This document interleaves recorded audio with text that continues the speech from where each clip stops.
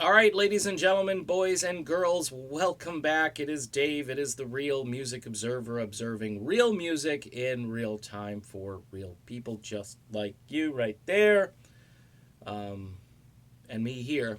Billboard magazine, someone sent me a link to their latest uh, album results as far as what's on the top and what's not. And this is the first week that you'll see Steve Perry's Traces on the list. I had predicted that Perry's album would immediately go to number one, and I was very wrong, which is just sad. Not that I was wrong, because that happens a lot, but the fact that, the number one album, some soundtrack thing with Lady Gaga, we're number six. If you're a Steve Perry fan, you're at number six.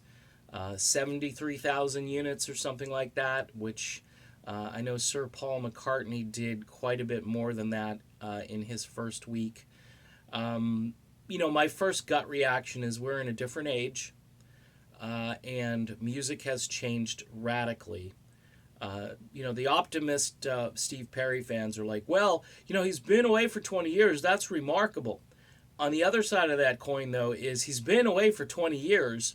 You think people would be hungry because his fans act like he's the only guy. You can put up a vocalist next to Perry who sounds like Perry, and everybody goes, Steve Perry. I don't like that other guy. And sometimes it's just... So I'm thinking all of those people would have run out to the store to buy this album. Now, here are some factors. You can... Look, there's going to be a lot of disagreement here, but I'm just going to throw them out there. This album is not Journey-esque at all. There's one track on it called We're Still Here that has some Journey-like elements with the guitar work and sort of the sheen to the song, especially in the middle.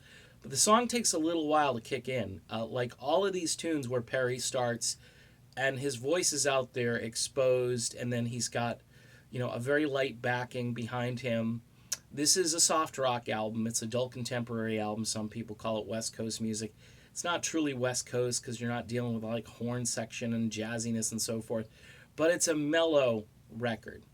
The song, the musical content itself, I told you this a year and a half ago that the album could be a Debbie Downer. It kind of is. Let's just be frank about this. Let's not try to candy coat. There's a lot of emotion in these songs, and you can get wrapped up in it. That doesn't appeal to everybody. Okay, there's a couple of tracks on the bonus tracks. You got some reggae stuff happening. You got some fun Motowny stuff, but that takes if you're if you're listening to it from start to finish, that takes a while to get to. No Erasing tends to be the most upbeat rockin' tune, and then was it Sunshine's Gray is a pretty, upbeat tune as well, pretty rockin' tune, but rockin' as far as, this album is concerned. These aren't like Separate Ways and I didn't expect that. I didn't expect Separate Ways. I did expect maybe a little bit more rock because Steve himself said there's going to be some rock and roll on this, and depends on what your definition of rock and roll is. If No Erasing is like, and that's your benchmark, I don't know. Let's talk about distribution. When this first came out, I said Concord Music, eh? And I got blasted by a few folks on Twitter because I was hoping to see, whatever Sony is called or CBS. I know Warner Brothers. I know there are people that are still on major labels who are in Steve Perry's age category. Now, I was greeted with, well, Concord essentially is a major label. Okay. And yeah, he's doing this speaking tour, unprecedented promotional tour. And all of that stuff looks good. It looks like they're doing all the right things. I just wonder if this distribution was broad enough to represent Steve Perry all around the world. Also, Walmart versus Target. Journey was really successful, especially with their Revelation album, shopping it at Walmart exclusively. And because, number one, Walmart is more shopped at than Target. Okay, let's just throw that in there. I went to Target. I hated the service I got at Target. And you may say Walmart is a store that's worse. Yeah, but there's a self checkout at Walmart. I can grab the album and go. I had problems at Target doing all of the above. I've never had a good shopping experience at Target, whereas Walmart, it's like day to day. One day I go there, I get in and out, and that's my goal. I'm not there to, you know, talk to people at Walmart, so forth. I'm just there to get my stuff and get out.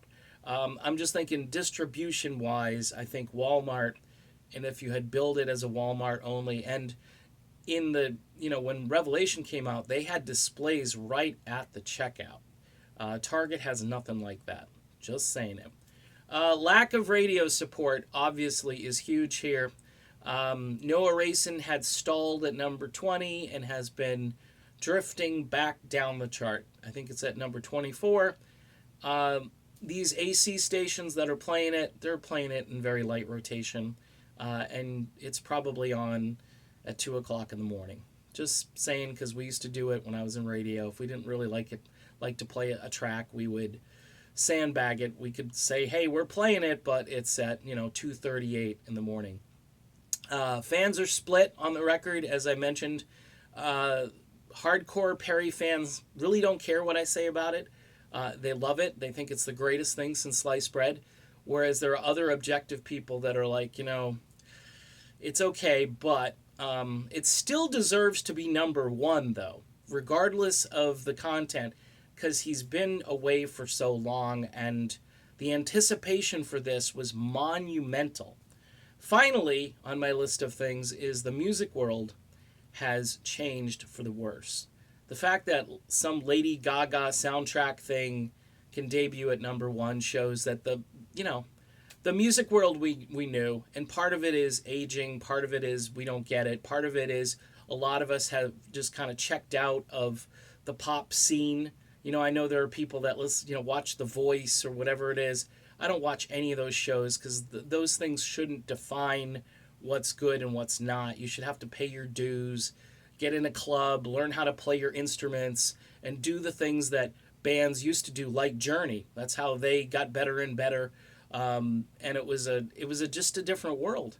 And we're in uncharted territory now, and melodic rock, for the most part, is looked at in a negative way. I mean, that's the only way I can look at it. Nobody really looks at it as an important musical genre or format anymore. So that's it. Those are my reasons why Steve Perry is at number 6. Now, you may think that's still a great achievement. It's still a very good achievement, no question. But he should be at number 1. All right, done.